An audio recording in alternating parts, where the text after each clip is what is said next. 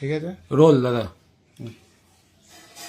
এবারে রাজ্যে অনুকূল আবহাওয়া থাকায় আলু চাষের উৎপাদন ব্যাপক বৃদ্ধি পেয়েছে এবং এটা সর্বভারতীয় ক্ষেত্রেও উত্তরপ্রদেশ, পাঞ্জাব, গুজরাট বিভিন্ন রাজ্যে আলু উৎপাদন বেড়েছে, আমাদের রাজ্যও বেড়েছে।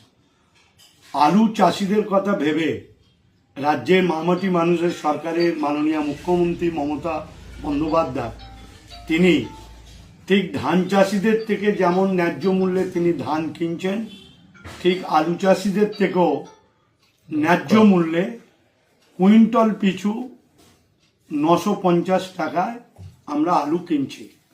এবং এই আলু আমাদের গত সোমবার থেকে ফুল দমে আমাদের চালু হয়ে গেছে এবং আমাদের যে কটি সমবায়ের স্টোর আছে সেগুলোতে ফুল দমে কাজ চলছে।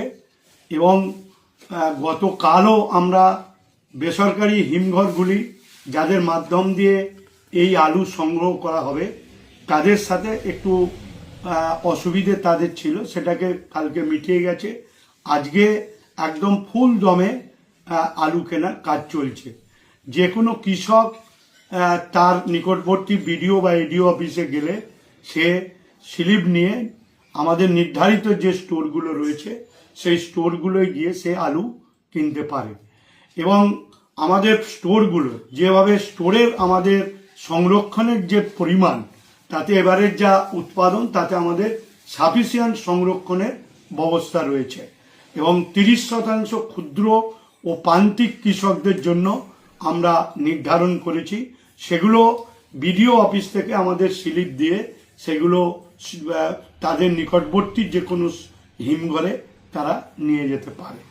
এখন আমাদের রাজ্যে যে আলুর যাতে কৃষকরা আলুর দামটা পায় এটাই হচ্ছে আমাদের মূল লক্ষ্য। এক্ষেত্রে আমরা যদি ধরি যে আমাদের থেকেও পাঞ্জাব, উত্তরপ্রদেশ, গুজরাটে আলুর দাম অনেক কম এবং কেউ কেউ একটা অপব্যাখ্যা করার চেষ্টা করে রাজ্য সরকারকে বিভ্রান্ত করতে চাইছে যে আমরা নাকি বর্ডারে আলু যেতে দিচ্ছি না। এটা সর্বৈব মিথ্যা। এটা রাজ্য সরকারের বদনাম করার জন্য এবং আলু চাষিদের বিপাকে ফেলার জন্য এটা একটা অপপ্রচার করা হচ্ছে। আমাদের রাজ্যে প্রয়োজনীয় যে আলু লাগে তার বাইরে উদ্বৃত্ত আলু চাষিদের স্বার্থে কেউ যদি বাণিজ্যিকভাবে অন্য রাজ্যগুলোতে নিয়ে যায় আমাদের কোনো আপত্তি নেই। এবং আমাদের ইতিমধ্যেই নতুন আলু ওঠার সাথে সাথেই রাজ্যের বিভিন্ন প্রান্তে আলু